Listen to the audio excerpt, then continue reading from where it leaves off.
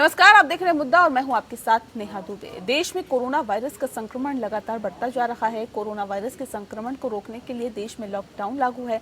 हालांकि लॉकडाउन के चलते यातायात पर रोक, सार्वजनिक यातायात की सेवाएं बंद होने के कारण कई प्रवासी मजदूर, तीर्थयात्री, पर्यटक और छात्र एक ही स्थान पर फंसे हुए हैं।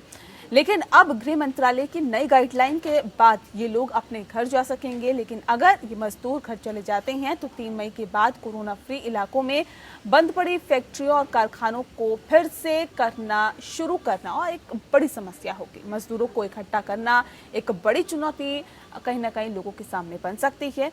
इस पर हम आपको दिखाते हैं एक रिपोर्ट और फिर आएंगे चर्चा पर।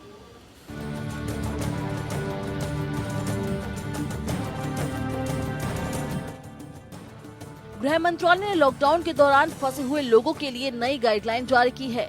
लॉकडाउन के कारण देश में कई लोग अपने घर से दूर दूसरी जगहों पर फंस गए हैं। इनमें प्रवासी मजदूर, तीर्थयात्री, पर्यटक और छात्र शामिल है। नई गाइडलाइन के तहत फंसे हुए लोग अब अपने घर जा सकेंगे। बिहार, झारखंड, महाराष्ट्र जैसे कुछ राज्यों की मांग के बाद गृह मंत्रालय ने अलग अलग स्थानों पर फंसे हुए प्रवासी मजदूरों, तीर्थयात्रियों, पर्यटकों और छात्रों की आवाजाही के लिए नई गाइडलाइन तैयार की है। नई गाइडलाइन के तहत फंसे हुए लोगों को एक राज्य से दूसरे राज्य में भेजा जा सकेगा। नई गाइडलाइन के मुताबिक सभी राज्यों और केंद्र शासित प्रदेशों को अपने नोडल अधिकारी नियुक्त करने और ऐसे फंसे हुए व्यक्तियों को वापस भेजने और लेने के लिए एक SOP की तैनाती करनी होगी। नई गाइडलाइन के तहत एक राज्य से दूसरे राज्य में जाने के इच्छुक लोग के लिए राज्य को आपस में बात करनी होगी। वहीं एक राज्य से दूसरे राज्य में भेजे जा रहे लोगों की जांच की जाएगी। जांच के बाद ही लोगों को आगे भेजा जाएगा। अपने गंतव्य पर पहुंचने पर ऐसे लोगों को स्थानीय स्वास्थ्य अधिकारियों के जरिए क्वारंटीन किया जाएगा। हमारे माननीय मुख्यमंत्री जी के अनुरोध पर, इन्हीं के अनुरोध पर भारत सरकार ने नया गाइडलाइन जारी किया और उसमें आने का रास्ता खुल गया। अब लाखों की संख्या में आएंगे तो उसके लिए हमारे यहाँ तैयारी हुई है। सब लोगों के आने के जितने भी हमारे बॉर्डर हैं जहाँ से वो आ सकते हैं, वहाँ उनकी स्क्रीनिंग होगी। उनके खाने की व्यवस्था है, उनके नाश्ते की व्यवस्था है, उनके स्क्रीनिंग की व्यवस्था है। वहाँ से उनको बॉर्डर, उनके ब्लॉक तक पहुँचा दिया जाएगा। इससे पहले देश में कई राज्यों से मजदूरों का पलायन भी देखा गया था। कई मजदूर पैदल ही अपने घर की तरफ एक राज्य से दूसरे राज्य के लिए निकल गए थे। इसके बाद केंद्र सरकार से कई राज्यों ने प्रवासी मजदूरों, तीर्थयात्रियों, पर्यटकों और छात्रों को वापस अपने राज्य लाने की अपील की थी। उत्तर प्रदेश ने तो अपने राज्य के फंसे हुए लोगों को वापस लाने की पहल भी शुरू कर दी है। गृह मंत्रालय की ओर से एक और ट्वीट में कहा गया है कि कोविड-19 से लड़ने के लिए नए दिशा निर्देश 4 मई से प्रभावी हो जाएंगे, जो कई जिलों को काफी हद तक राहत देंगे। इस संबंध में विवरण आने वाले दिनों में सूचित किया जाएगा। गृह मंत्रालय की ओर से बताया गया है कि MHA ने लॉकडाउन की स्थिति पर एक समीक्षा बैठक की, जिसमें साफ निकल कर आया है कि लॉकडाउन के कारण स्थिति में जबरदस्त लाभ और सुधार हुआ है। हम इस लाभ को आगे गंवा नहीं सकते। लॉकडाउन के दौरान दिशा निर्देशों को 3 मई तक सख्ती से पालन करना चाहिए। Well, I think there need to be better management of the return of migrant labor. It's a very disturbing photograph where there are over 1,000 people sitting on the floor, and it makes a total nonsense of the precautions which the country has been taking up till now, and the government needs to address these issues in greater detail. And migrant workers are very important part of the society. माना जा रहा है कि 3 मई के बाद corona free इलाकों में राहत बढ़ा दी जाएगी, जो उद्योग जगत के लिए अहम खबर है। लेकिन कई हफ्तों से बंद पड़े कारखानों को फिर से शुरू करना आसान नहीं होगा। चुनौती इसके लिए जरूरी पूंजी जुटाने के साथ साथ मजदूरों को भी इकट्ठा करने की होगी। कई लाख मजदूर पलायन कर चुके हैं और बाकी बचे मजदूरों को भी अपने घर जाने की इजाजत मिल चुकी है। ऐसे में वर्करों को इकट्ठा करना बड़ी चुनौती हो सकती है। लॉकडाउन का सबसे ज्यादा असर अनौपचारिक क्षेत्र पर पड़ा है। इस क्षेत्र से ही अर्थव्यवस्था का 50% GDP आता है, जबकि ये क्षेत्र लॉकडाउन के दौरान काम नहीं कर रहा है। इस क्षेत्र के लोग फिलहाल कच्चा माल नहीं खरीद सकते, बनाया हुआ माल बाजार में नहीं बेच सकते। ऐसे में इनकी कमाई बंद ही हो गई है। देश में छोटे छोटे कारखाने और लघु उद्योगों की बहुत बड़ी संख्या है, जहाँ अब नकदी की समस्या पैदा हो गई है। जब उन सबकी कमाई ही नहीं हो रही है तो ये लोग खर्च कहाँ से करेंगे। पंजाब और हरियाणा में किसान धान की खेती इस बार नहीं करना चाह रहे हैं क्योंकि यूपी और बिहार से पहुंचने वाले मजदूर उन्हें नहीं मिल पा रहे हैं। दरअसल मजदूरों को अपने घरों को जाने की इजाजत मिल गई है, लेकिन बेहतर होता कि उन्हें ये भी बताया जाता कि 3 मई के बाद ऐसी फैक्ट्रियां, कारखाने और दुकानें जहां वो काम करते हैं वो खुल पाएंगे या नहीं। ऐसे में उन्हें अपने घर जाने या फिर अपनी कर्मभूमि में बने रहने को लेकर फैसला लेने में आसानी होती। Bureau report. एक तरफ देश में कोरोना वायरस संक्रमण लगातार बढ़ता जा रहा है। कोरोना वायरस लगातार अपने पांव पसारता जा रहा है। देश में कोरोना मरीजों की संख्या लगातार बढ़ती जा रही है, लेकिन दूसरी ओर देखें तो मजदूरों को राहत देने की यहाँ पर सरकार की कोशिश देखी जा रही है। ऐसे में गृह मंत्रालय की तरफ से जिस तरह से गाइडलाइन जारी की गई है, हालांकि ये भी कहा गया है कि नोडल अफसरों को तैनात किया जाएगा, अधिकारियों को तैनात किया जाएगा, जो कि सब पूरे विषय को देखेंगे कि आखिर किस तरह से ये कार्य आगे बढ़ाया जाए। ऐसे में तमाम राज्यों में फंसे हुए मजदूर जो हैं, जो छात्र हैं, वो किस तरह से वापस अपने घर पहुंचेंगे, ये एक बड़ा सवाल बन जाता है। ऐसे में इस पर तफसील से चर्चा करेंगे। हमारे साथ खास मेहमान मौजूद हैं, उनसे आपका तारुफ करा देते हैं। आनंद साहू जी हमारे साथ हैं, नेता हैं बीजेपी के। आनंद जी, बहुत स्वागत है आपका। डॉक्टर यश गुलाटी जी हमारे साथ है, ऑर्थोपेडिक सर्जन है अपोलो हॉस्पिटल में। बहुत स्वागत है यश जी आपका। साथ ही हमारे साथ अजय अरोड़ा जी जुड़ गए हैं, कांग्रेस के नेता हैं। अजय जी, बहुत स्वागत है आपका भी। सबसे पहला सवाल मेरा आनंद साहू जी आपसे ही है, क्योंकि सरकार आपकी है और गृह मंत्रालय की तरफ से जो गाइडलाइन जारी की गई है, किस तरह से इसे देखते हैं? देखिए, सबसे पहले तो ये जो बीमारी है उसके बारे में अब पूर्णतः अवेयरनेस जो है पूरे देश ही नहीं, दुनिया के सभी तरह के पढ़े लिखे चाहे अनपढ़ जितने भी है, अशिक्षित है, सभी को हो गया है जी। ये सबसे बड़ी बात है। दूसरी बात ये है कि जिस तरह से ये बीमारी एक के बाद एक फैलते जा रहा है, उसको एहतियात में रखते हुए, उसको ध्यान में रखते हुए आदरणीय प्रधानमंत्री नरेंद्र मोदी जी ने शुरुआती दौर से लेके अभी तक जितने भी सहयोग चाहिए या अवेयरनेस चाहिए या हॉस्पिटल का ट्रीटमेंट चाहिए या मजदूरों को उनका भोजन चाहिए, उनको गैस चाहिए, पैसे चाहिए, उनके हर प्रकार के सुविधा का चिंता किया है। राज्य सरकारों के साथ भी बहुत तरह के कम्युनिकेशन लगातार कर रहे हैं। अब ये बात ये है क्योंकि ये लंबा लॉकडाउन होने के कारण समस्या निश्चित रूप से, चाहे वो इंडस्ट्री का है,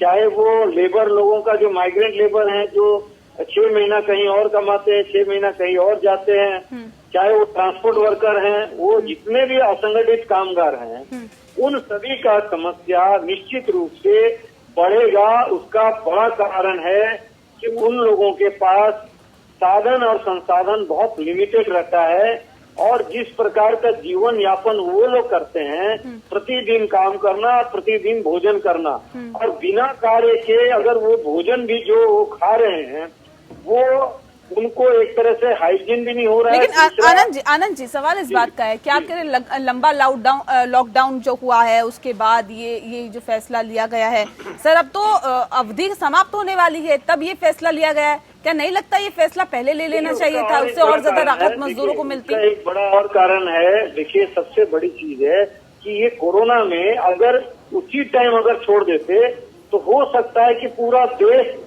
कोरोना हो जाता। बहुत भारी संख्या में लोग, जैसे अमेरिका में फैला है, उसी प्रकार से फैल जाता। आज ये लोग सेल्फ क्वारंटाइन में रहे। अब एक 1.5 महीना क्वारंटाइन में रहने के कारण जो पेशेंट है वो आइडेंटिफाई हो गए and timely they were identified and they were put on the treatment follow up. पूरी तरह से उनको मेडिकेशन के साथ साथ उनको सेल्फ जो क्वारंटाइन बनाया है सेंटर, उसमें उनको डाला गया।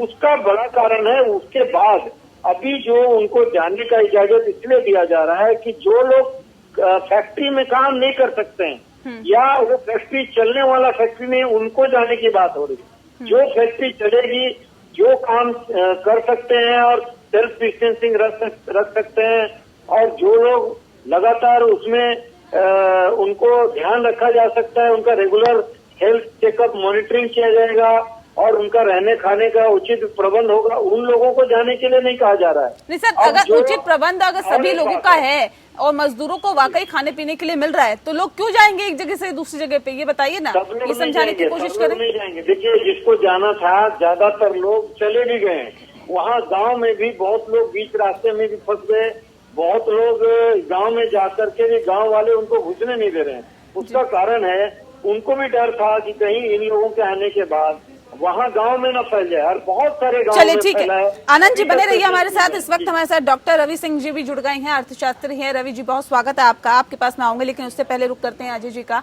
अजय जी, जिस तरह से फैसला लिया गया है, कितने सहमत है आप इस फैसले को लेकर? क्योंकि कांग्रेस के कई नेता इससे पहले भी सवाल उठा चुके हैं कि उन लोगों के लिए सोचा जाना चाहिए जो मजदूर है, जो छात्र हैं, जो गरीब लोग हैं, वो अपने घर जाना चाहते हैं, उसके लिए इंतजाम किए जाने चाहिए। नेहा जी, बिल्कुल हम पहले भी कह रहे थे, आज भी कह रहे हैं जी। जिस प्रकार छात्र, मजदूर, किसान इन्होंने अपने शहर जाना है, और कहीं ना कहीं नेहा जी ये देखने को मिल रहा है कि रोज सरकार द्वारा दिन में 2-2 गाइडलाइन आती हैं, तो इससे ना कंफ्यूजन भी हो रहा है, भ्रम पैदा हो रहा है। सरकार को चाहिए एक तो कंफ्यूजन, इससे भ्रम, और कोऑर्डिनेशन, से हिंदी में समन्वय कहते हैं, कि 2 चीजों की बहुत आवश्यकता है नेहा। अगर ये दोनों चीजें हो जाएंगी, हमें लगता है कि हमें काफी राहत मिल जाएगी। और अभी आनंद साहू ने पूरी बात भी रखी कि किस प्रकार से लोग अपने क्षेत्र में गए, जिस क्षेत्र के लोगों ने नहीं आने दिया। तो मेरा ये मानना है नेहा, केंद्र सरकार राज्य सरकार से समन्वय, जब तक कोऑर्डिनेशन नहीं होगा ये समस्या बरकरार रहेगी। और देखिए नेहा, आज कोई गाइडलाइन आती है, मैं उसे फॉलो करता हूँ, 3 घंटे बाद तो चेंज हो जाती है।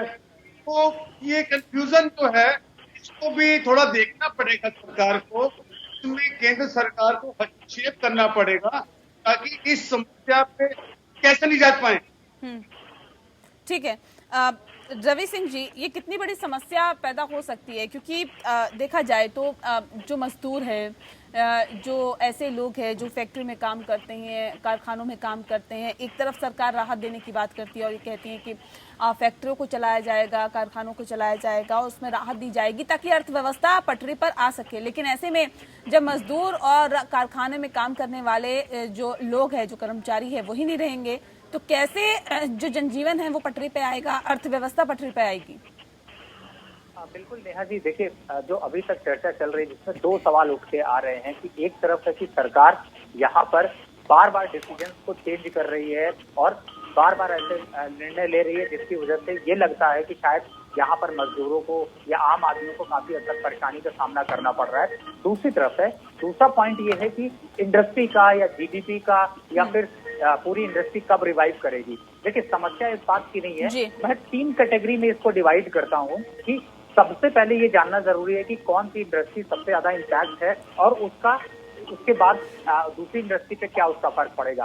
तो ये क्लियर है कि hospitality, aviation, restaurant, MSME, port, ये सारी इंडस्ट्री जो है वो जो लेबर इंडस्ट्री से ज्यादा जुड़ी हुई इंडस्ट्रीज हैं, उनमें काफी इम्पैक्ट देखने को मिला है, क्योंकि हाई उसमें आती हैं कि जो लॉकडाउन की वजह से सबसे ज्यादा नुकसान है। मीडियम में अगर जाते हैं तो आपको ऑटो, बिल्डिंग कंस्ट्रक्शन और रियल एस्टेट की इंडस्ट्री देखने को मिलती है, और लो में अगर जाते हैं तो आपको एजुकेशन और फर्टिलाइजर और एफएमसीजी प्रोडक्ट वाली इंडस्ट्रीज देखने को मिलती है। अब मुद्दा ये है कि जो शहरों में 40% आबादी रहती है वो ज्यादातर एमएसएमईज या फिर जो हाई इफेक्टेड, लॉकडाउन की वजह से हाई इम्पैक्टेड इंडस्ट्री है, उनमें काम करते हैं, और अगर वो चले जाते हैं तो वापस से जीडीपी को, इकोनॉमी को या फिर वापस से रिवाइव करना बहुत मुश्किल होगा। लेकिन ये भी सच्चाई है कि इस समय एग्रीकल्चर सेक्टर में लेबर की बहुत ज्यादा जरूरत है,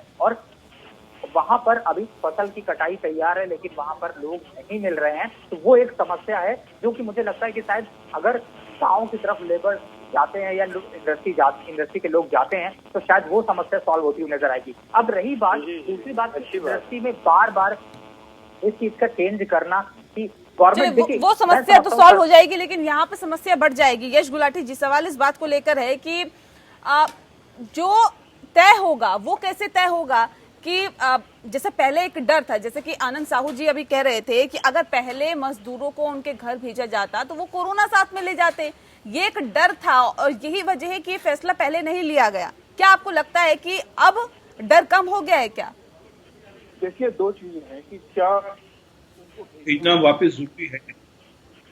दो चीजें हैं कि एक तो उनकी फिजिकल हेल्थ और मेंटल हेल्थ दोनों इम्पोर्टेंट है। अगर आप उनको यहाँ ऐसे तो फिजिकल हेल्थ तो जाएगी, मेंटल हेल्थ खराब तो भेजना जरूरी है, इसमें कोई शक नहीं। अब आप उनको कैसे भी करें कि जिसको आप भेज रहे हैं उनको ना तो वो कोरोना है, ना वो करियर है, ना कुछ हो रहा है, इम्पॉसिबल। जहाँ पे 6 लाख, 10 लाख, 25 लाख लोगों ने पलायन करना है, वहां पे इम्पॉसिबल। अगर आप एंटीजन टेस्ट करते हैं 30% उसके अंदर फॉल्स नेगेटिव है। आप एंटीबॉडी टेस्ट करते हैं, उसकी किट्स या तो डिफेक्टिव है या वो सिर्फ ये बताता है कि क्या ये कोरोना को कभी एक्सपोज हुए थे या नहीं, अभी एक्टिव डिजीज है या ये नहीं, इसको नहीं बता सकते। तो अभी मेरे विचार में, और एक अच्छी बात यह है कि जो लोग पलायन कर रहे हैं ज्यादातर लोग वो यंग है, उनकी इम्यूनिटी बाकी लोगों से काफी ज्यादा है, तो ये एक अच्छी बात है जो कि हमारे फेवर में जाएगी। तो नटशेल मेरा विचार ये है कि जहां लाखों लोगों ने पलायन करना है वहां पे फिजिकल एग्जामिनेशन, टेम्परेचर रिकॉर्ड जो भी परफेक्ट नहीं है, और उनसे पूछना कि उनको कोई बीमारी, को बुखार इत्यादि, जुकाम, खांसी है या नहीं। जहां डाउट लगे मेरे विचार में एंटीबॉडी टेस्ट कर लेनी चाहिए। अगर एंटीबॉडी टेस्ट पॉजिटिव आता है तो एंटीजन टेस्ट, और फिर उसके बाद तो एक स्क्रीनिंग प्रोसीजर करना पड़ेगा। सबको एक को एंटीजन टेस्ट करना इम्पॉसिबल है, नहीं हो सकता। नहीं, ये पॉसिबल है क्या गुलाटी जी? डॉक्टर गुलाटी, ये पॉसिबल है कि लाखों की तादाद में ये सब तमाम टेस्ट किए जाएं? क्या ये पॉसिबल है, संभव है? ये possible, it is physically impossible कि एंटीजन।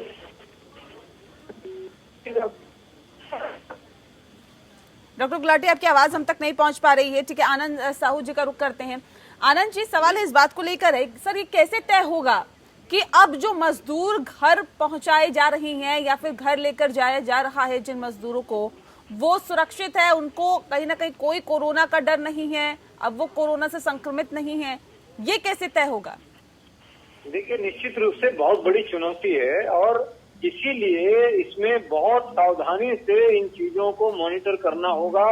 और इसीलिए पहले फेज में आपने देखा होगा गृह मंत्रालय का जो गाइडलाइन निकला है, जो एडवाइजरी निकले हैं, उसमें साफ तौर पे कहा गया है कि केंद्र सरकार, राज्य सरकार, यूनियन टेरिटरीज और जितने भी हैं सभी संघीय इकाई मिल करके और बढ़िया से मॉनिटर करें और केवल बसों को सैनिटाइज किया जाए। बकायदा जो आरोग्य सेतु है उस सेतु को अपडेट कितने लोग कर रहे हैं और उसके आधार पर ठीक है सर, आरोग्य सेतु एप्लीकेशन तो ठीक है, आप डाउनलोड करवाइए और उसको यूज करने का तरीका बताइए। ठीक है, प्रयोग करवाइए, वो एक अच्छी चीज है। ठीक है सर, लेकिन सवाल इस बात को लेकर है ना आनंद जी कि अब ये तय कैसे होगा, क्योंकि इससे पहले अगर टेम्परेचर चेक किया जा रहा था तो सर ऐसे तो बहुत सारे केसेस सामने आए हैं जिन मरीजों को बुखार ही नहीं हो रहा लेकिन फिर भी वो कोरोना संक्रमित है। ये तय कैसे होगा, आखिर कौन सा टेस्ट करवाएगी सरकार जिससे ये तय हो पाएगा कि अब ये जो शख्स है वो सुरक्षित है, इसको घर भेजा जा सकता है? इसीलिए अभी फेज वाइज में इनको रिलैक्स किया जा रहा है। By the time testing kit भी बनने शुरू हो गए भारत में, यानी इस प्रकार का सारे तैयारी जो है हेल्थ मिनिस्ट्री ने भी स्टेटमेंट दिया है कि हम मई के महीने तक पूरे टेस्ट किट जो है मिलियंस ऑफ टेस्ट किट बना लेंगे और उसके आधार पर सारे टेस्ट जो है, मुझे लगता है जितने भी वर्कर हो, चाहे जो ट्रैवलिंग पैसेंजर हो या कोई बिजनेस हो उससे जुड़ा हो या टूरिस्ट से जो लॉकडाउन में फंसे हुए, उन सबको उसके आधार पर टेस्ट करके ही छोड़ना, ये अनिवार्यता बनानी पड़ेगी। अगर नहीं तो again it will be spreading down. और ये जब नहीं तो माना जाए आनंद जी, ये लंबा प्रोसीजर है, अभी इसमें वक्त लगेगा। जरूर और लगना तो यानी कि अभी कोई राहत मिलने की उम्मीद मजदूर ना पाले?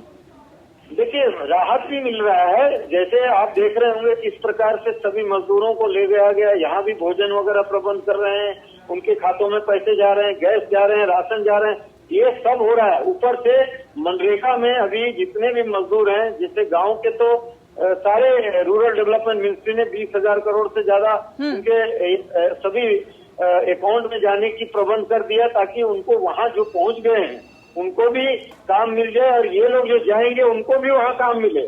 ऐसा नहीं कि वहाँ जाके भी भूख से मर जाए। नहीं ये मतलब नहीं होने देगी सरकार। आप स्पष्ट कर दीजिए सर, क्योंकि दर्शक जो देख रहे हैं वो एक उम्मीद पाले हुए हैं। इससे पहले जो हम 12 बजे का खास कार्यक्रम चलाते हैं उसके अंदर बहुत सारी कॉल्स हमारे पास आई और उनका ये कहना था कि हम अपने घर जाना चाहते हैं। जब गाइडलाइंस जारी की गई गृह मंत्रालय की तरफ से तो एक उम्मीद जगी उन्हें कि अब शायद वो अपने घर पहुंचेंगे। लेकिन यहाँ देखिए सर, आपने कहा एक लंबा प्रोसीजर है। मैं स्पष्ट करवाना चाहती हूँ आपसे कि क्या ये लंबा प्रोसीजर है, ये 3 तारीख के बाद शुरू होगा, यानी कि अब ये हम मान के चले कि लॉकडाउन अभी आगे बढ़ने वाला है। आप स्पष्ट कर दीजिए ताकि हमारे दर्शक भी कम से कम ये तय कर पाए कि आगे होने क्या वाला है। देखिए, सबसे पहले तो लॉकडाउन जो लग रहा है वो नहीं बढ़ेगा ऐसा दिख रहा है, लेकिन वो फेज वाइज खुलेगा, ये भी संभावना हम लोग कह रहे हैं कि फेज वाइज खुलेगा। इसका कारण है अगर सारा खोल दिया जाए तो वो जो कैरियर बनेगा वो हमारे जो कोरोना वॉरियर्स हैं उनको तोड़ डालेगा। इसीलिए ये सावधानी जो है उसके साथ में फेज वाइज में खुलने का ज्यादा चांस है। ये मैं कह रहा हूँ, we cannot predict now before all the consensus from the whole country, क्योंकि ये पूरे देश के सभी जनता और उनके जो डेमोक्रेसी में जो प्रतिनिधि हैं उन सबका सहमति के साथ आदरणीय प्रधानमंत्री जी ने कहा है मैं उचित समय पे सैटरडे तक शायद निर्णय आ जाएगा, ऐसा उन्होंने कहा है। ठीक है अजय जी, किस तरह से इसे देखें, क्योंकि आनंद जी को आप सुन रहे थे, उनका कहना है कि एक लंबा प्रोसीजर है इसके लिए, तो क्या लोग अभी उम्मीद ना पाले कि वो अपने घर चले जाएंगे? गृह मंत्रालय की तरफ से गाइडलाइन जारी कर दी गई है। अभी आनंद जी कह रहे हैं कि प्रॉपर उनका टेस्ट होगा तभी उनको आगे भेजा जाएगा। इस टेस्ट को होने के लिए एक लंबा प्रोसीजर होगा, तो क्या अभी लोग उम्मीद ना पाले कि वो अपने घर जाएंगे? नेहा जी, भारतीय जनता पार्टी के प्रवक्ता आनंद साहू जी ने जो बात की, ये निराशा वाली बात की। हमें भारत के लोगों का उत्साह बढ़ाना है, ना कि उनका उत्साह घटाना है। दूसरी बात, इन्होंने जिस प्रकार से कहा कि गृह मंत्रालय योजना करेगा और टाइम लगेगा, नेहा जी इस प्रकार की बातें हमें चैनल में नहीं करनी और प्रयास करना है। स्पष्ट बातें करनी है सर, बातें स्पष्ट यहाँ पर करनी है, यहाँ पे किसी को गफलत में नहीं डालना है, स्पष्ट बातें करनी है, जो फैक्ट है वो चीजें आप बोलिए। नेहा जी, मैं फैक्ट बोल रहा हूँ, हमें ट्रीटमेंट करना है, पहले ट्रेस करना है, टेस्ट करने हैं, इस पे हमें फोकस करना है। और जिस प्रकार की स्थिति आपके चैनल में दिख रही है मजदूरों के पलायन की, इस पे भी हमें सोचना होगा। और नेहा, जब आपने बात शुरू की तो प्लान की बात शुरू की थी कि गृह मंत्रालय की गाइडलाइन आई है कि उनको अपने शहरों में भेजा जाए, और डॉक्टर रवि जी ने भी इत्तेफाक रखा मेरी बात से कि गाइडलाइन बार बार चेंज होती है। मैंने इसमें राजनीति नहीं कर रहा, मेरा आपके चैनल के माध्यम से यही कहना है कि बिल्कुल सोच समझकर आप बात करें, दिन में 2-2 स्टेटमेंट, 2-2 निर्णय ना लें, और स्टेट टू स्टेट, राज्य से राज्य कोऑर्डिनेशन बनाना पड़ेगा। मैंने पहले भी बोला था, जितने भी भारत के राज्य के मुख्यमंत्री हैं और एक मुख्यमंत्री की कोऑर्डिनेशन कमेटी बनाई जाए। बिना कोऑर्डिनेशन कमेटी बनाए ये संभव नहीं है। ठीक है रवि सिंह जी, मैंने यही कहा कि जो भी मजदूर जाएंगे उनको पूरी एहतियात बरती जाएगी, उसके बाद ही उनको जाना होगा। ये मैंने कहा, ये नहीं कहा कि उनको जाना अलाउ नहीं होगा, या इस प्रकार का जो गृह मंत्रालय ने जो बयान दिया है वो बेकार है, इस प्रकार का भाषा का प्रयोग न किया जाए। देखिए, भारत के आदरणीय आनंद जी निराशा की बात नहीं करेंगे, आज हम राजनीति नहीं करेंगे, आज आशा की बात करेंगे, होप की बात करेंगे, निराशा की बात नहीं करेंगे।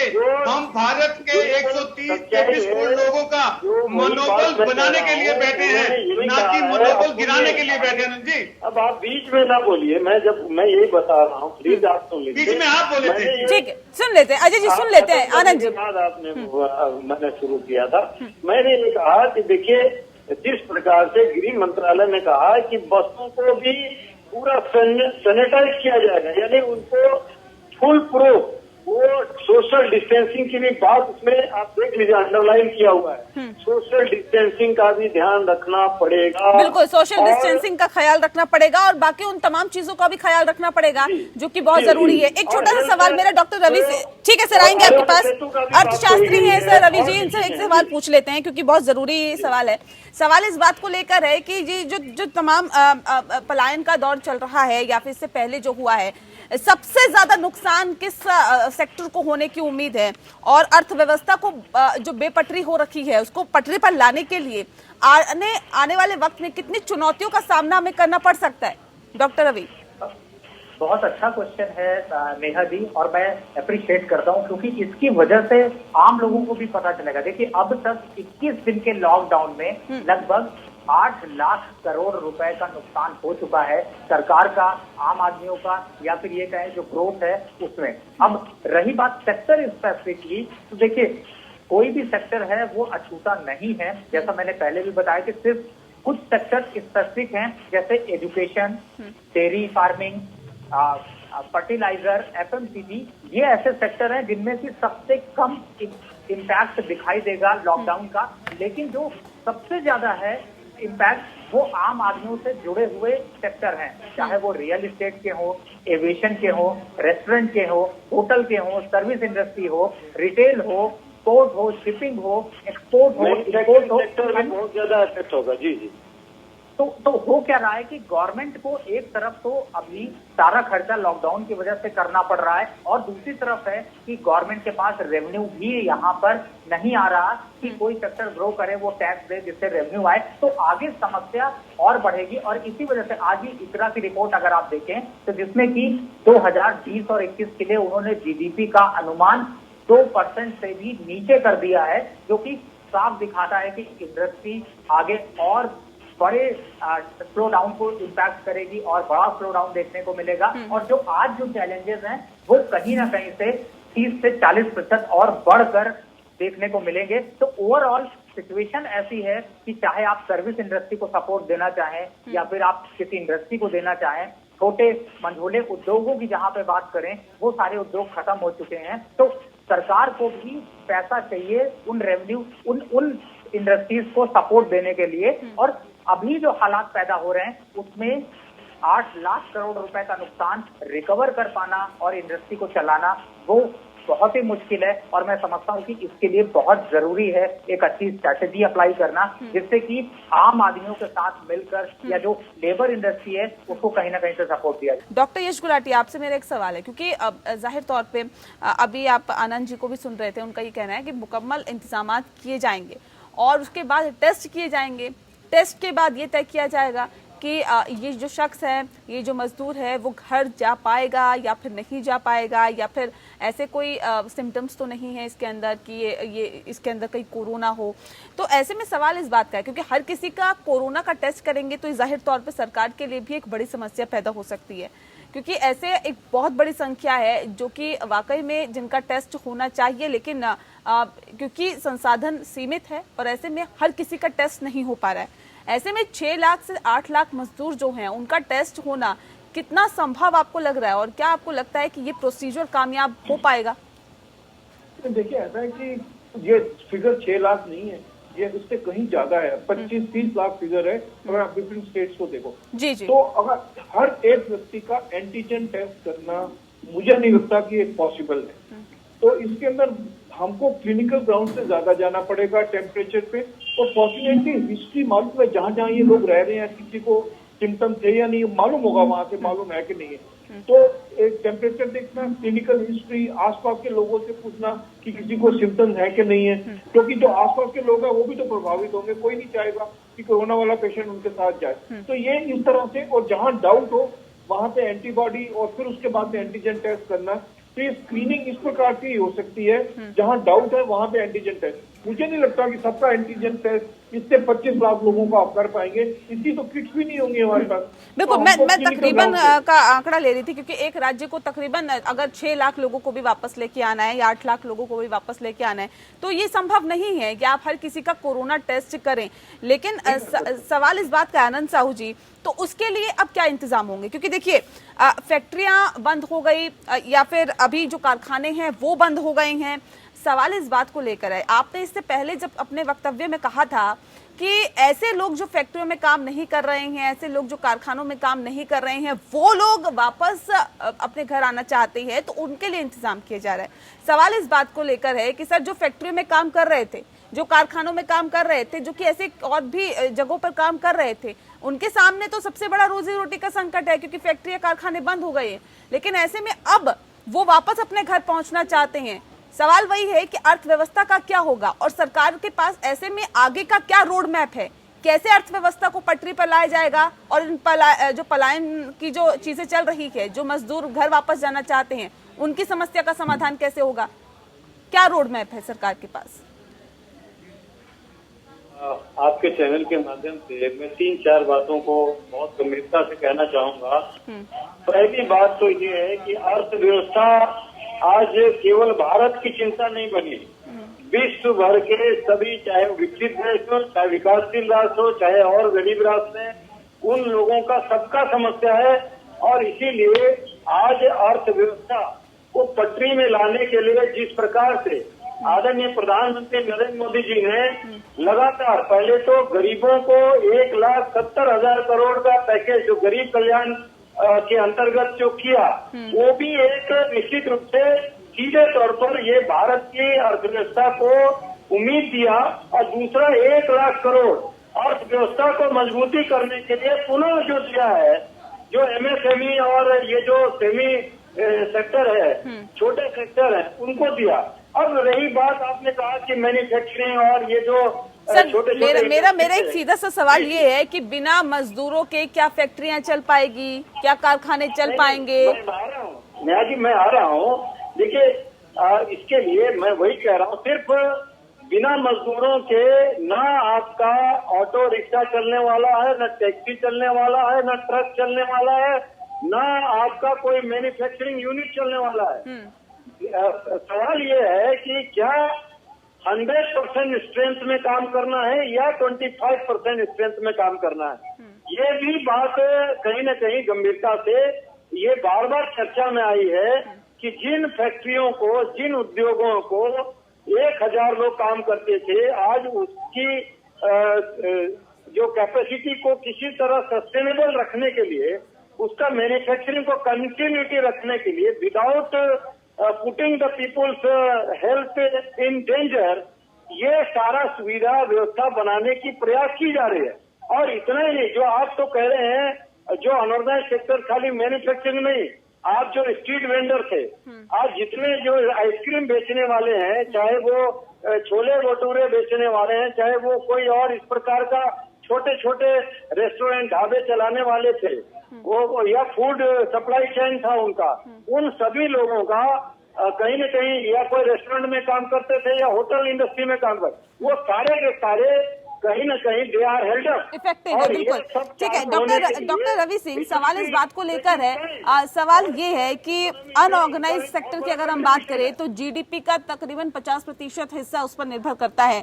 तो ऐसे में क्या माना जाए, क्योंकि ये जो फैसला लिया गया है, जाहिर तौर पर देखिए इधर कुआं इधर खाई वाली स्थिति है सरकार के सामने। मजदूरों को घर नहीं पहुंचाती, तब भी कहीं ना कहीं सरकार के ऊपर सवाल उठते हैं, और पहुंचाया जाता है तो अर्थव्यवस्था को लेकर कहीं ना कहीं एक समस्या पैदा हो जाती है।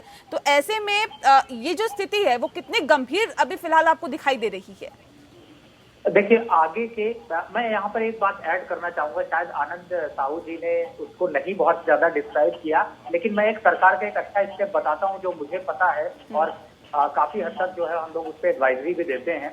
अभी फिलहाल मोदी गवर्नमेंट ने, सेंट्रल मिनिस्टर ने, योगी गवर्नमेंट ने करीब 100 मिनिस्टर की मीटिंग करी उनके ऑर्डर पे, और ये फाइंड आउट करने की कोशिश करी कि आगे इंडस्ट्री को ग्रो कैसे कर पाएंगे, और उससे एक बहुत अच्छा डिसीजन लिया। इस समय पूरी, चाहे वो सेंट्रल गवर्नमेंट हो या फिर यूपी गवर्नमेंट हो, सबकी चिंता इस बात की है कि आगे इंडस्ट्री को डेवलप करें, ग्रो करें, और कुछ ऐसे स्टांस लिए जाएं जिसकी वजह से आम आदमियों को सपोर्ट मिले, काम मिले, नौकरियां मिले और उनको सैलरी मिल सके। और इसी कदम को बढ़ाते हुए 100 मिनिस्टर्स की जो मीटिंग करी उसमें उन्होंने एक फैसला लिया, मैं आपको वो बताना चाहूंगा कि जिसमें कि इस समय यूएस और चाइना के बीच में काफी हद तक ट्रेड वॉर को लेकर पहले इशू था और उसके बाद जब कोविड आया तो चाइना से जो कंपनियां हैं उनके हेड ऑफिस को यूपी में शिफ्ट करने की बात की गई है और जिसमें मोदी गवर्नमेंट ने प्रपोजल रखा है, 100 कंपनियों से करीब बात हुई है जिसमें ये प्रपोजल रखा है कि अगर आप उन कंपनियों को यूपी में लाते हैं तो हम आपको 90 लाख एमएसएमईज यूनिट आपको प्रोवाइड करेंगे जो आपको सपोर्ट देंगी। और ये बहुत बड़ा डिसीजन है जिसमें कि सिद्धार्थ नाथ सिंह जी जिन्होंने की एमएसएमई कैपिटल सब्सिडी के बारे में भी बात की है। तो मुझे लगता है कि ये अभी जो ग्राउंड लेवल पे काम करने की बात है वो शायद यहाँ पर हो रहा है और आगे इसका फायदा मिलेगा। अब रही बात कि अगर लेबर इंडस्ट्री में अगर पूरा जाते हैं और लेबर इंडस्ट्री इंपैक्टेड है, साथ ही इसके साथ में छोटे मझोले उद्योग इंपैक्टेड है, लेकिन अगर ऐसा होता है बड़ी कंपनियां जहां पर हम फेडेक्स और सिस्को एडॉक की बात कर रहे हैं, ये अपना सेटअप अगर यहाँ पर इंडिया में लेके आती हैं तो उन्हीं लोगों को ये काम मिल सकेगा। तो एक ऐसा नहीं है गवर्नमेंट यहाँ पर पॉलिसीज बना रही है, उसका इम्पैक्ट देखने की कोशिश है। दूसरी तरफ है लेबर जो डॉक्टर रवि जी, आपसे मेरा एक सवाल ये भी है क्योंकि ये ना सिर्फ अभी के लिए, देखिए पलायन अगर अभी होता भी है, ठीक है, जो सरकार है वो मजदूरों को उनके गृह राज्य पहुंचाती है, उसके घर पहुंचाती है, ठीक है, लेकिन ये समस्या न सिर्फ आज अभी के लिए फैक्ट्री और कारखानों संबंधित तमाम जो अनौपचारिक जो कामकाज हैं उनसे संबंधित, बल्कि ये अभी के लिए नहीं बल्कि आने वाले 2-3-4 सालों के लिए ये समस्या बनी रहेगी, क्या नहीं लगता आपको? जी बिल्कुल, देखिए जो अभी जो जीडीपी का इम्पैक्ट है या फिर जो अभी जो नुकसान देखने को मिला है या जो लोगों की अभी आगे नौकरियां जाएंगी, सैलरी कट देखने को मिलेगा, ये सब को पूरा का पूरा पटरी पे लाने के लिए कम से कम 3 से 5 साल की जरूरत पड़ेगी। और आपको एक इंफॉर्मेशन यहाँ पर देना चाहूंगा कि इस समय टीसीएस ने एक निर्णय ये लिया कि 2025 तक वो अपने आईटी सेगमेंट का जो काम करने का तरीका है उसको 75% वर्क फ्रॉम होम करने की बात यहाँ पर चल रही है और उसकी तैयारी वो कर चुके हैं। तो ये भी कहीं ना कहीं से दिखाता है कि आगे आने वाले 2025 तक शायद अब उतनी जीडीपी में ग्रोथ या उतनी आपको डेवलपमेंट नहीं देखने को मिलेगी। ठीक है, ठीक है। सारे चैलेंजेस। अजय जी कुछ कहना चाह रहे हैं? अजय जी। जी नेहा जी, मैंने डॉक्टर रवि जी को सुना, मैं बताना चाहता हूँ 12.5 करोड़ नौकरियां जा चुकी हैं और बाकी लोगों की नौकरियां जाने के कगार पे हैं। और अभी आनंद साहू जी ने कहा कि भारत को अर्थव्यवस्था पे नहीं चिंता करनी चाहिए क्योंकि विश्व में पूरे विश्व में अर्थव्यवस्था डाउन जा रही है। मैं इनकी बात से इत्तेफाक नहीं रखता नेहा, हमें अपना रोड मैप तैयार करना पड़ेगा क्योंकि भारत हमारा देश है, 133 करोड़ की हमें जनता है, हमने मंझले दुकानदारों को भी देखना होगा, मजदूरों को देखना होगा, युवाओं को देखना होगा। और डॉक्टर गुलाटी जी ने ये बीच में कौन बोला? मैं किसी के बीच में नहीं बोला, मैं किसी के बीच में नहीं बोला। प्लीज डॉक्टर गुलाटी जी ने बात रखी, इतने सारे काम हो रहे हैं, बीच में कौन बोला? बीच में मेरी रिक्वेस्ट है, कोई बुद्धिजीवी बोल रहे हैं या बुद्धिजीवी नहीं है? दो बात है, बुद्धिजीवी है या बुद्धिजीवी नहीं है? बुद्धिजीवी आप हैं या नहीं है? आप शिक्षित हैं या शिक्षित हैं?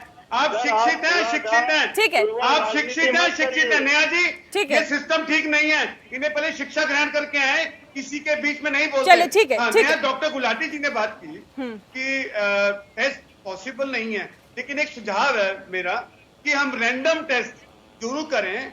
और जो भारतीय जनता पार्टी के नेता बात कर रहे हैं, बीच में बोलते भी हैं, ये अपनी सरकार से बात करें कि 245 रुपए की किट 600 रुपए में आयात की गई। हमारी लड़ाई 3 चीजों से है, एक तो कोरोना वायरस, दूसरी बिगड़ती हुई अर्थव्यवस्था, तीसरा धार्मिक मतभेद, जो मजहबी वायरस जिस प्रकार से मैं जोड़ना चाहता नहीं था, आनंद जी बीच में बोले, इनके विधायक ने जिस प्रकार से हिंदू मुस्लिम की सब्जी में मैं जोड़ना चाहता नहीं था क्योंकि आज मुद्दा कोरोना का था, लेकिन इनको अपने विधायकों पर लगाम लगानी चाहिए। देश कहाँ जा रहे हैं? यहाँ तो डॉक्टर रवि और हम अर्थव्यवस्था की ठीक बात है, कर रहे इसमें हैं। धार्मिक वायरस का डॉक्टर गुलाटी संक्रमण मत टेस्ट की फैलाइए। बात नहीं कर रहे नहीं नहीं हैं। सर, उस और ये मसले बीच पे हम में बात बोल नहीं कर के रहे हैं, सारा उस मसले पे रिटर्न हम बात नहीं कर रहे हैं। का। डॉक्टर गुलाटी, सवाल इस बात को लेकर है कि अगर जरा सी भी लापरवाही बरती जाती है, क्योंकि जाहिर तौर पे एक बड़ी संख्या है मजदूरों की जो कि वापस अपने घर पहुंचना चाहते हैं, उनके सामने रोजी रोटी का संकट है, ये भी संकट है कि वो अपने साथ अपने परिवार का पेट कैसे पाले। तो जरा सी भी इसमें कहीं ना कहीं कोई चूक हो जाती है, थोड़ी सी भी अगर लापरवाही होती है तो उसका खामियाजा क्या कुछ हो सकता है? देखो, दो चीजें मैं कहना चाहूंगा अगर ये लोग मुझे इजाजत। पहली बात, अच्छी बात तो ये है कि जो पॉपुलेशन से हम डील कर रहे हैं, जिन्होंने पलायन करना है, ये यंग पॉपुलेशन है और जहाँ पे ये लोग रह रहे हैं ये सर्वेलेंस में, ऐसा नहीं है कि सड़कों पे घूम रहे हैं। तो अगर किसी को कोई प्रॉब्लम है तो वो सामने आ रही तो आएगी। तो मुझे नहीं लगता कि कोई बहुत बड़ा इश्यू होने वाला है अगर हम क्लिनिकल ग्राउंड्स पे और टेम्परेचर इत्यादि चेक करके, जैसा रैंडम चेक कर सकते हैं कभी भी, ठीक है, जहां डाउट हो वहां पे टेस्ट कर लें, तो मुझे लगता है कि इसको हम मैनेज कर पाएंगे। आफ्टर ऑल पहले एयरपोर्ट पे, रेलवे स्टेशन पे चेक यही करते थे, तो हो जाएगा। इनका घर जाना जरूरी है, इनकी फिजिकल और मेंटल हेल्थ के लिए बहुत जरूरी है। दूसरी बात मैं ये कहना चाह रहा हूँ कि हम लोग डूम्सडे सिनेरियो ना देखें, ये परमानेंट नहीं है। हमारे हॉस्पिटल्स में भी अगर पेशेंट कम है या सर्जरी कम है तो ये अगले 1-2 महीने में ठीक हो जाएंगी, ऐसे इंडस्ट्री भी ठीक हो जाएंगी। मैं ये कह रहा हूँ कि जो सूरमा लोग होते हैं वो विघ्नों को गले लगाकर कांटों में राह बनाते हैं, तो ये राह बन जाएगी। और ये हम लोगों के लिए, हमारे देश के लिए अपॉर्चुनिटी है कि चाइना की इस समय बैड इमेज है, हम लोगों को इसका फायदा उठाना चाहिए और हमारी इंडस्ट्रीज को खूब ऊपर बढ़ाना चाहिए। सरकार मदद करे, सब लोग मिलके एक बार हम ये लालच छोड़ दें, ये अपनी थोड़ी जो लग्जरीज है इनको छोड़ दें और देश का सोचे, तो हम ये एक किस्म से हमारे पास एक अपॉर्चुनिटी भी आई है कि हम अपने देश को ऊपर उठा सकते हैं। तो नेगेटिव ना सोचे, पॉजिटिव सोच के देश को आगे बढ़ाएं और ये बढ़ेगा, मेरा ये दावा है और मैं जानता हूं और मेरे दिल की आवाज है और सब देशवासियों की आवाज है कि हम लोग इससे ऊपर ही उठेंगे और आगे बढ़ेंगे। बिल्कुल, इससे उभरने की जरूरत है और उससे उभरा भी जाएगा क्योंकि लगातार इसके लिए कोशिश की जा रही है। लेकिन आनंद जी, सवाल इस बात को भी लेकर है, ठीक है, आपकी सरकार बेहतर काम कर रही है, लगातार लोगों के पक्ष में लगातार लोगों के पक्ष में काम किए जा रहे हैं, फैसले लिए जा रहे हैं और ये भी फैसला कहीं ना कहीं मजदूरों के पक्ष में है कि वो अपने घर पहुंच पाएंगे। लेकिन ऐसे में सवाल इस बात को लेकर है कि क्या इसके लिए भी कोई इंतजाम सरकार की तरफ से किया गया है कि ठीक है, मजदूरों को तो घर पहुंचा दिया जाता है, 14 दिन के क्वारंटीन में रख के भी उनको उनके घर पहुंचा दिया जाता है, जो भी आप इंतजाम आपकी सरकार की तरफ से किया जाएगा, लेकिन फिर मजदूर नहीं होंगे तो कारखाने और फैक्ट्री बिना मजदूरों के कैसे चलेगी? क्या इसका भी कोई इंतजाम सरकार के पास है? नहीं, आपने नेहा जी पहले भी आपने ये सवाल किया था। देखिए, ये तो मुझे लगता है कि बिना मजदूर का न कारखाना चलेगा और बिना कारखाने का मजदूर का जीवन भी नहीं चलने वाला है। इसीलिए नहीं, जो लोग चले गए, घर चले गए, बाई चांस मान लीजिए आप कि जो लोग जाने वाले हैं या फिर जिसका आपने इंतजाम कर दिया वो गए घर, क्या वो अब 1-1.5-2 साल तक वापस आएंगे? नहीं, बहुत जल्दी आएंगे। इसका कारण है, मैं आपको बता रहा हूँ, जैसे ही अभी वैक्सीनेशन भी तैयार हो रहा है, वैक्सीन जब तैयार हो जाएगा तो भारत में जो रिस्क है वो 0% हो जाएगा। और इसीलिए मुझे लगता है, और नहीं, वैक्सीनेशन तैयार करने की कोशिश की जा रही है, वैक्सीन तैयार करने की कोशिश की जा रही है, लेकिन आनंद जी सुन लीजिए, अभी तक वैक्सीन तो तैयार नहीं की गई है। सर, हम कैसे ये तय कर ले कि एक साल के अंदर ही वैक्सीन तैयार कर ली जाएगी या 15 दिन के अंदर ही वैक्सीन तैयार कर ली जाएगी, तब सब चीजें ठीक हो जाएगी? अभी हेल्थ मिनिस्ट्री से भी कई स्टेटमेंट आए हैं और स्टेटमेंट में उन्होंने कहा है कि बहुत जल्दी वैक्सीन तैयार हो जाएगा, कई तरह के उसमें रिसर्च हो रहे हैं और बहुत जल्दी वैक्सीन मिल जाएगा। ये वो अनुमान साइंटिस्ट के जो वक्तव्य है उसके आधार पर मिल रहा है और इसीलिए भारत जो है हमेशा अग्रणी रहा है, चाहे कोरोना का कंट्रोल में हो, चाहे इकोनॉमी का रिवाइव करने का हो, चाहे मैन्युफैक्चरिंग सेक्टर का हो, चाहे डिस्ट्रीब्यूशन का हो, चाहे एग्रीकल्चर सेक्टर का हो, चाहे और सर्विस सेक्टर हो, चाहे आईटी सेक्टर हो, चाहे वो इंफ्रास्ट्रक्चर सेक्टर हो। रियल एस्टेट में तो पहले से भी बहुत स्टैग्नेशन था, बट अब ज्यादा मुझे लगता है अच्छा होगा आने के बाद, क्योंकि इससे ज्यादा स्टैग्नेशन हो नहीं सकता था। जो ग्लोबल क्राइसिस है उसके साथ ये भारत जो है एक बहुत ही बड़ा अपॉर्चुनिटी के रूप में भारत की तरफ देख रहे हैं। मेरी दुनिया भर के उद्योगपतियों से और विश्व भर के ओवरसीज सिटीजन ऑफ इंडिया है, उन लोगों से बात होते रहती है। और संजोग से मैं 40 देश जाके अभी 3.5 साल में जाके आया हूँ, और मुझे लगता है भारत की तरफ पूरे विश्व की निगाहें हैं, और इसीलिए हमको निराश होने का कोई भी एक कारण नहीं दिखता है। इसीलिए हमें बहुत पॉजिटिव, बहुत सकारात्मक तरीके से इस बीमारी से भी निकलेंगे। कोई भी अफवाह, कोई भी ऐसी जो स्टेटमेंट न दिया जाए जिससे कोई निराशा हो, जिससे कोई हताशा हो, जिससे किसी प्रकार का वो भ्रांति फैलने की संभावना हो। ठीक है, अजय जी कुछ कहना चाह रहे हैं, उसके बाद सर आते हैं आपके पास। जल्दी से रखिए अपनी बात। मैंने तो, मुझे बहुत कम समय दिया, सारा भाषण तो आनंद साहब ने दे दिया। ये हर गेस्ट की बात होती है कि हमें कम वक्त मिला, जल्दी से बात रखिए। अच्छा हुआ ये बाद में ट्रैक पे आ गए। पहले तो उन्होंने बहुत निराश किया भारत की जनता को चैनल के माध्यम से। बाद में शायद इन्होंने गूगल पे सर्च मारा होगा या इन्हें पार्टी का आदेश आया होगा इनके व्हाट्सएप पे, आप क्या बोल रहे हो, लोगों को निराश मत करो, फिर योजना बना दी।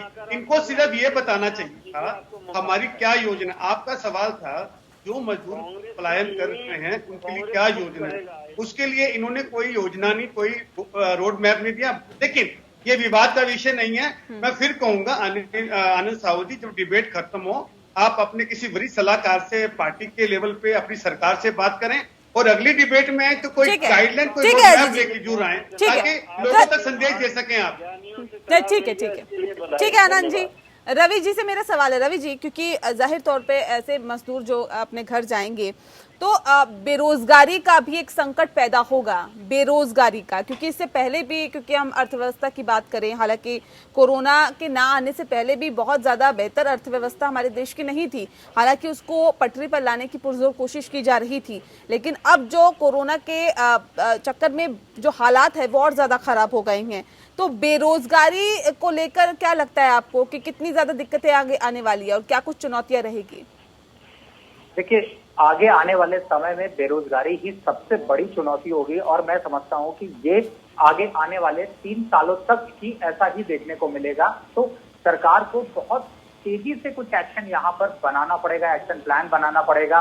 चाहे वो जो मजदूर जा रहे हैं उनको गांव में रोजगार प्रोवाइड करें, या फिर जो शहरों के कारखाने हैं उनको जल्दी स्टार्ट करने की कोशिश करें।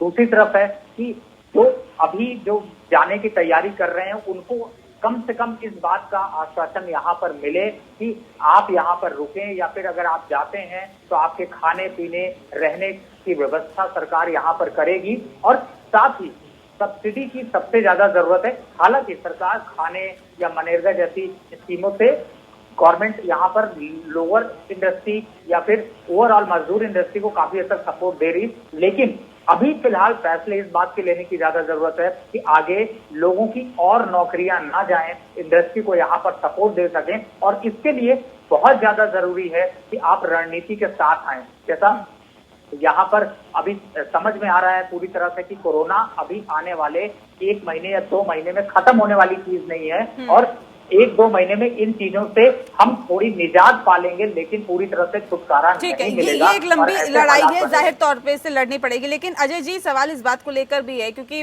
कई सरकारों की तरफ से ये भी कहा गया, जैसे कि कोटा में छात्र फंसे हुए थे तो कई सरकारें वापस उन्हें ले भी आई। योगी सरकार की बात करें या मध्य प्रदेश की शिवराज सिंह चौहान के सरकार की बात करें, वो भी कहीं ना कहीं अपने जो राज्य से जो छात्र गए हुए थे उनको वापस लेके आई। लेकिन कई सरकारें वापस नहीं लेके आई, और तर्क यही दिया गया कि हम तो जी लॉकडाउन का पालन करवा रहे हैं। लेकिन ऐसे में सवाल ये है कि अब जब गृह मंत्रालय की तरफ से गाइडलाइन जारी कर दी गई है, तो कांग्रेस शासित जो राज्य हैं, क्या वो दूसरे राज्यों में फंसे हुए अपने मजदूर भाइयों को वापस लेके आएंगे? नेहा जी, हमारी राष्ट्रीय अध्यक्षा सोनिया गांधी जी, राहुल गांधी जी ने बार बार इस बात से हमने किया, और उन्होंने संदेश भी दिया है, ट्विटर के माध्यम से भी किया और आपके चैनल पे भी बोला है कि बिल्कुल हम मजदूरों को, छात्रों के साथ हैं। योजनाबद्ध तरीके से मेरी शुरुआत समन्वय से हुई थी, कोऑर्डिनेशन से। मैं वापस समन्वय पे आता हूँ नेहा, क्योंकि अगर कोऑर्डिनेशन होगा तो सरकारें मान जाएंगी। This is lack of coordination. हमें समन्वय स्थापित करना है। और जो डॉक्टर रवि जी ने बातें की, मैं गागर में सागर भरते हुए इनकी हर बात के साथ हूं कि किस तरह से अर्थव्यवस्था होगी, डाउन होगी, और कैसे हमें रोड मैप तैयार करना है। और आनंद साहू जी ने बोल दिया कि खत्म हो जाएगी। इन्होंने मैं इनकी बात से इत्तेफाक रखता हूँ, इतनी जल्दी खत्म होने वाली नहीं है। हम मिलके लड़ेंगे, सभी राज्य विपक्ष, जब खत्म होगी। बिल्कुल, और इससे नेहा जी, एकजुटता के नेहा साथ जी एक हाँ, सेकंड, आपके मैं चैनल पे ना बार बार वो सैनिटाइज दिखा रहे हैं, तो एक बार दोबारा चेक कीजिए, जो सैनिटाइज कर रहे हैं वो लोगों को बिठा के ऊपर से कर रहे हैं, ये तरीका ठीक नहीं है। सैनिटाइज क्योंकि आंख में भी जा सकता है, और आप इस क्लिप को या तो बंद करवाएं या रीचेक कराएं। ठीक है जी, देखिए मेरे पास बहुत सारे सवाल है सर, मुझे पूछने दीजिए क्योंकि मेरे पास वक्त की बहुत कमी है। यश गुलाटी जी, सवाल मेरा आपसे है कि ऐसा भी होता है क्योंकि कोरोना वायरस के चक्कर में ऐसे भी कई सारे मरीज हैं जो कि अपनी जान गंवा बैठ रहे हैं क्योंकि उनको मुकम्मल इंतजामात उनके लिए नहीं हो पा रहे हैं, उनको इलाज नहीं मिल पा रहा है।